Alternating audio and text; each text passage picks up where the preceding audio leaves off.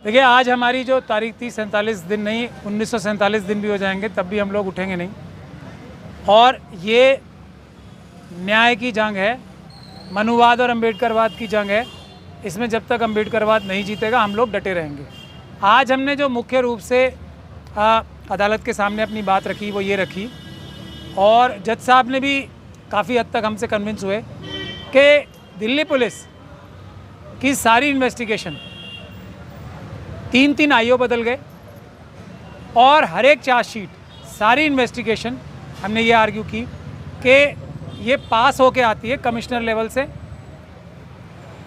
Director general of police level से हर एक investigation SC/ST act में। डॉक्टर रितु की भी हर इन्वेस्टिगेशन ना सिर्फ DCP साहब के पास से बल्कि कमिश्नर ऑफ पुलिस के पास से, कमिश्नर ऑफ पुलिस साहब के पास से क्लियर होके फाइल होती है। और उसमें ये साफ नज़र आ रहा है कि पुलिस के IO साहब ने और दूसरे अधिकारियों ने पूरी ताकत इस बात की लगाई है कि किस प्रकार से सविता रॉय साहिबा को, रजिस्ट्रार साहब जो हैं दिल्ली यूनिवर्सिटी के गुप्ता जी, वाइस चांसलर साहब, रजनी अब्बी साहब जो हैं, साहिबा जो हैं, जो प्रॉक्टर हैं, और जो डीन ऑफ कॉलेजेस हैं, उनका नाम मुझे याद नहीं है, ये सभी लोग जो हैं, बलराम पानी साहब और दौलत राम कॉलेज के चेयरमैन साहब मुकुल गुप्ता साहब, और 5 उनकी जो प्रोफेसर्स हैं, उन लोगों को कैसे बचाया जाए, कैसे सबूत मिटाए जाएं, कैसे डॉक्टर रितु को डराया जाए, धमकाया जाए, इनके ऊपर हमले कराए जाए, इसमें दिल्ली पुलिस के जो अधिकारी हैं वो शामिल हैं। ये बहस हमने की,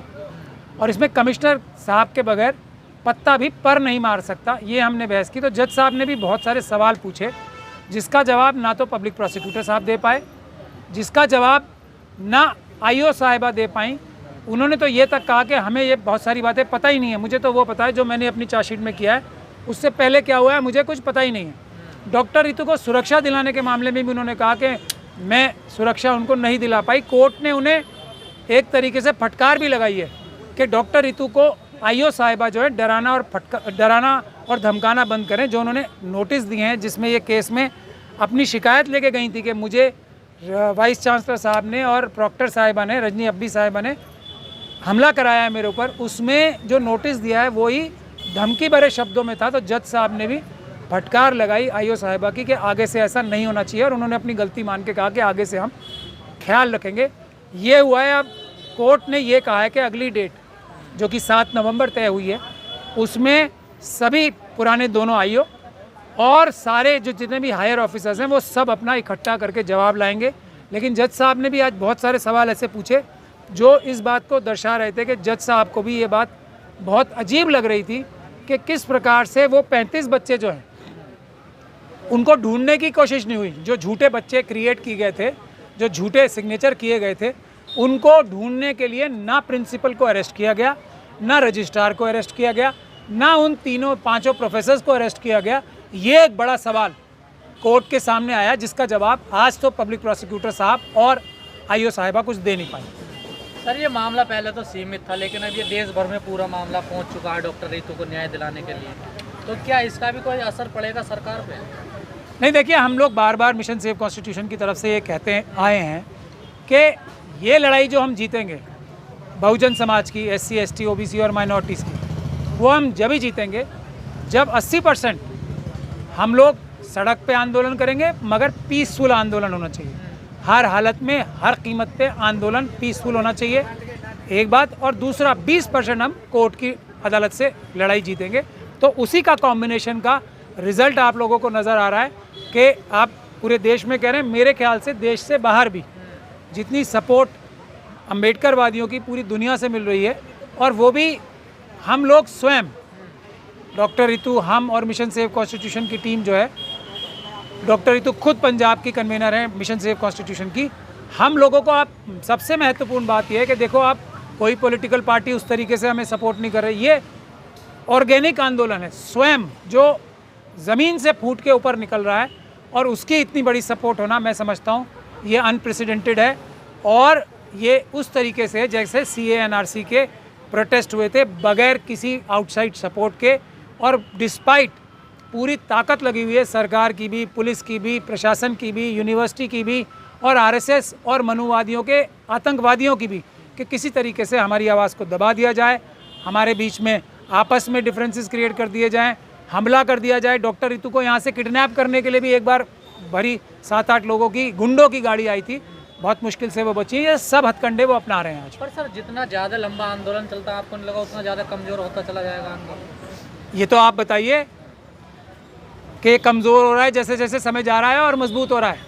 अभी तो आपने स्वयं ही फरमाया कि 47 दिन हो गए और ये देश का एक बड़ा आंदोलन बनता जा रहा है। तो आप खुद देख लीजिए ना, बात यही है। अगर हम लोगों 47 दिन में कोई रिजल्ट अभी तक नहीं निकल पाया, हमारा रिजल्ट क्या है? हमारा रिजल्ट है बहुजन समाज के लोगों में, SC ST OBC और माइनॉरिटीज़ के लोगों में अवेयरनेस क्रिएट करना कि ये रास्ता है आंदोलन के ज़रिए और कोर्ट के ज़रिए मिक्सचर करके, ये रास्ता है। आपकी कोई भी मांग पूरी होगी वो अवेयरनेस। और पहले रोना नहीं है, रुलाना है, डरना नहीं, डराना है, नौकरी नहीं, न्याय चाहिए, और घर घर संविधान, संविधान से हर समाधान, इज्जत और इंसाफ की लड़ाई हो रही है। तो उसके लिए आप देख रहे हैं कितने लोग जुड़ रहे हैं। कोई डॉक्टर रितु को नौकरी चाहिए, डॉक्टर रितु को नौकरी तो अभी 5 मिनट में मिल जाएगी। डॉक्टर रितु को नहीं, डॉक्टर रितु को ये भी ऑफर की जा रही है कि आप अपने 10-15 लोग बता दो, हम आपसे बगैर रिश्वत लिए, आमतौर पे आरएसएस वाले रिश्वत लेके अपॉइंट कर रहे हैं ना, बोल रहे हैं 10-15 लोग भी दे दो, हम बिना रिश्वत के लगा देंगे। पर डॉक्टर रितु कह रही है नहीं, मुझे उन 10-15 लाख टीचर्स की नौकरियां चाहिए जिनको NFS के ज़रिए हटाया गया है, जिनको बैकलॉग जो खाली पड़े हैं, वो बैकलॉग कहाँ हैं?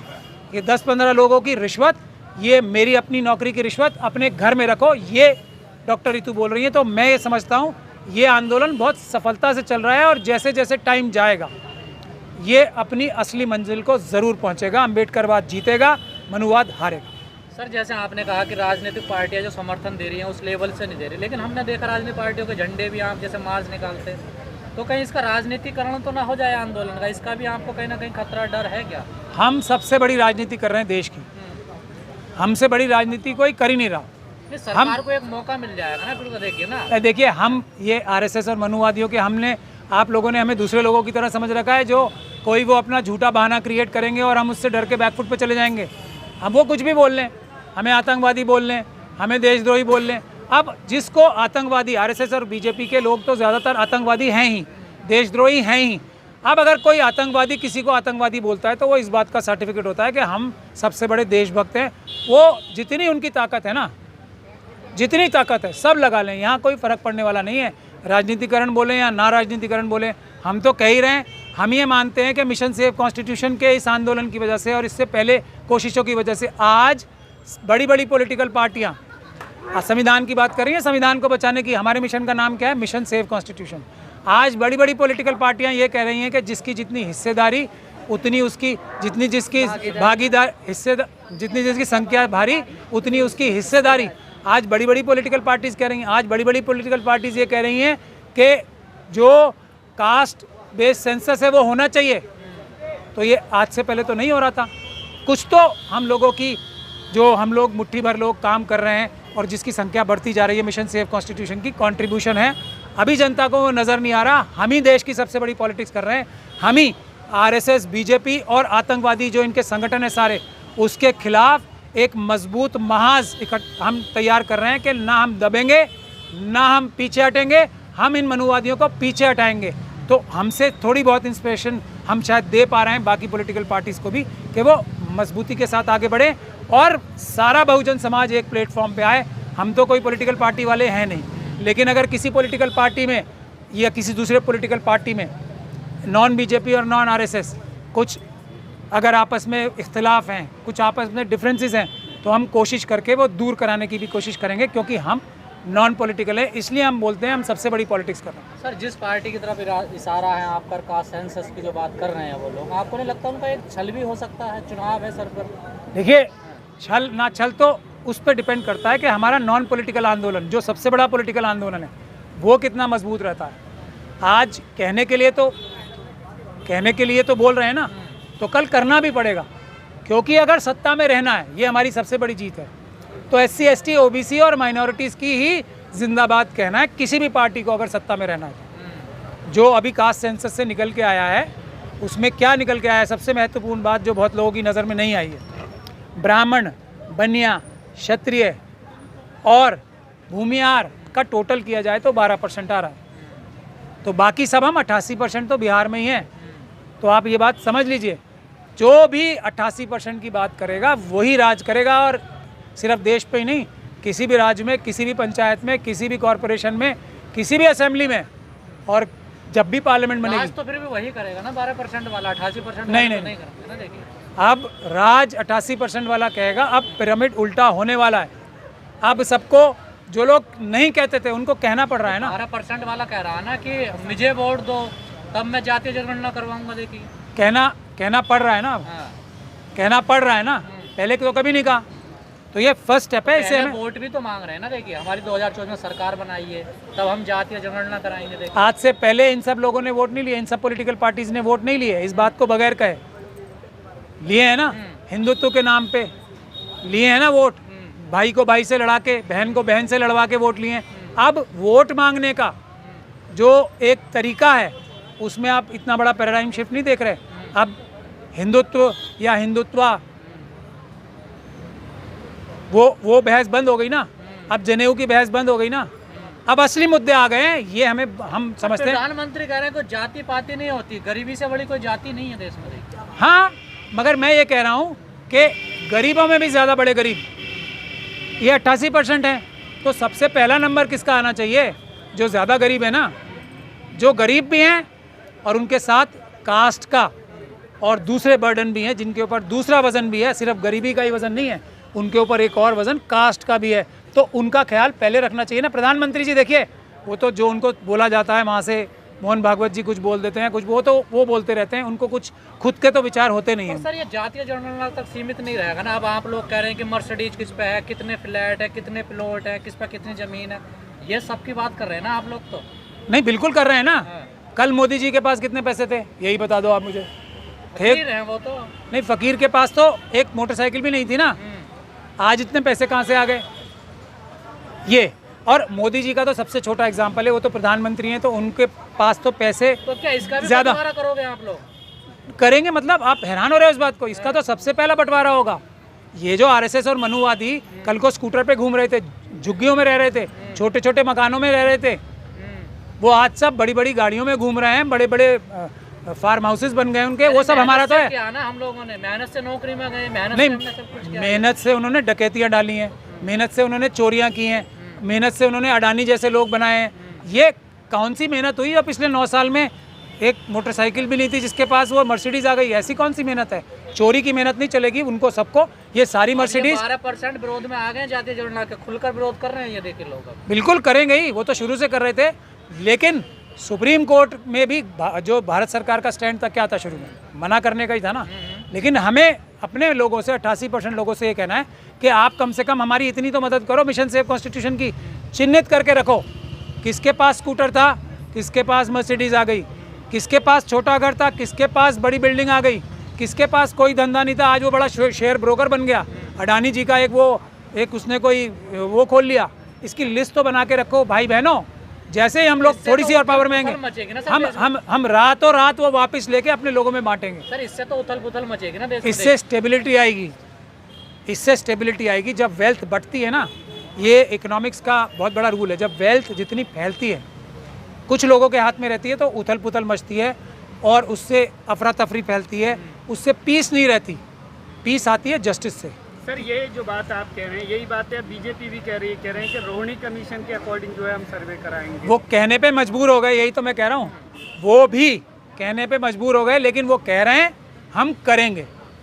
हाँ कह रहे हैं ना, रोहिणी कमीशन का जो है बीच में ये कॉन्सेप्ट उनके हाथ में तो प्रधानमंत्री जी के हाथ में कलम है। प्रधानमंत्री जी से सिर्फ 5 मिनट के लिए कलम मेरे हाथ में दिलवा दो, मैं ऑर्डर कर दूंगा ना, जिसकी जितनी संख्या भारी उतनी उसकी हिस्सेदारी, ऑर्डिनेंस पास करा दूंगा। उसके बाद होता रहेगा, पार्लियामेंट पास करती रहेगी। हम भी देखेंगे किस पार्लियामेंटेरियन की इतनी हिम्मत है कि वो जिसकी जितनी संख्या भारी उसकी उतनी हिस्सेदारी को मना कर देगा। हम भी देखें, मगर प्रधानमंत्री करना नहीं चाहते ना। मुझे बना दो, 5 मिनट के लिए उधार दिलवा दो आप, मैं बता रहा हूँ, मैं ये कर दूंगा। मैं सारी इनकी प्रॉपर्टी, स्कूटर जो ओरिजिनल स्कूटर है ना, वो इनके हवाले करूँगा, मर्सिडीज़ अपने लोगों में बंटवा दूंगा। कलम तो चलानी है सिर्फ। वो इंसाफ की कलम होगी, अभी बेईमानी की कलम चल रही है। आपको लगता है आसानी से दे देंगे वो लोग? मैं मैं आपको कह रहा हूँ ना, 5 मिनट के लिए सिर्फ मोदी जी से उधार कलम दिलवा दो, 5 ही मिनट लगाऊंगा, 6ठा मिनट बिल्कुल नहीं चाहिए। सारे बैकलॉग खत्म, सारा एनएफएस जो करेगा उसको SC/ST एक्ट लगा के जेल में भिजवाऊंगा। कहीं 5 मिनट के अंदर अंदर मेरा पूरा मसौदा तैयार है, 5 मिनट से ज़्यादा नहीं लूँगा, एक नोटशीट बनानी है बस। सर, कास्ट सेंसस के मुद्दे पर बीजेपी फंस गई है, क्या लगता है 2024 में क्या मुद्दा रहेगा, इसका क्या प्रभाव रहेगा? फंसने की शुरुआत हुई है, फंसना तो बाकी है अभी। ये ट्रेलर है, पिक्चर अभी बाकी है। ये मैं आपको पिक्चर वो होगी जो ये सब मोटरसाइकिलें पे जिस पे थे पुरानी वाली राजदूत 20 साल वाली पुरानी, जब उस पे नज़र आएंगे ये बहुत जल्दी। और जो इनकी मर्सिडीज़ और टोयोटा और BMW और फरारी में घूम रहे हैं ना, बड़े बड़े एक्सीडेंट भी हो रहे हैं, देखते हैं उसमें हर बड़े एक्सीडेंट में RSS वाला ही कोई गाड़ी चला रहा होता, जो बड़ी बड़ी फरारी मेबैक ये सब चला रहे हैं। ये सब लेके अपने लोगों को देनी है। आप लोग इस बार 2024 में इसका क्या असर देखेंगे आप? बीजेपी की जो राजनीति है हिंदुत्व की, वो टूट रही है लगता है। यही तो बता रहे हैं आपको, अब सबको रोहिणी कमीशन की बात करनी पड़ रही है, अब सबको कास्ट सेंसस की बात करनी पड़ रही है, तो ये टूट रही है। अब वही असली राजनीति होगी जो कि मंडल की राजनीति है, बाकी सब मिथ्या है, धोखा है, फ्रॉड है।